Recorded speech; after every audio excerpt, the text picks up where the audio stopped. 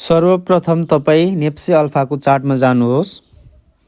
यदि तपाईलाई fundamental signal, technical signal कसरी हेर्ने हो त्यो बारेमा केही नलेज छैन भने तपाईले यो भिडियोमा हेर्न सक्नुहुनेछ। जस्तै मैले मुन स्क्रोल गरेर गए। मुन स्क्रोल गएर जाँदाखेरि मैले फन्डामेन्टल सिग्नल भन्ने भेट्छु। फन्डामेन्टल सिग्नलमा क्लिक गरेँ। जस्तै मैले फन्डामेन्टल सिग्नलमा क्लिक गर्दाखेरि धेरै स्टकहरूको मैले फन्डामेन्टल सिग्नलहरू देख्छु। यो सिग्नलको आधारमा तपाईले ट्रेड गर्न मजाले सक्नुहुनेछ। जस्तै मैले कुनै एउटा पार्टिकुलर स्टक छाने, एकेजेसिएल स्टक छान्दाखेरि मैले एकेजेसिएल स्टक छान्दा मैले टपमा एकेजेसिएल स्टक मैले भेटेँ र त्यहाँ भएको फन्डामेन्टल सिग्नल मैले हेर्दैछु।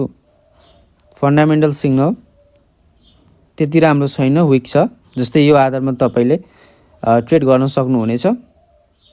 जस्तै अब फेरि मैले टेक्निकल सिग्नल तर्फ लागेँ। टेक्निकल सिग्नल कसरी हेर्ने भन्दाखेरि तपाईँ अझै मुनि स्क्रोल गरेर जान सक्नुहुनेछ।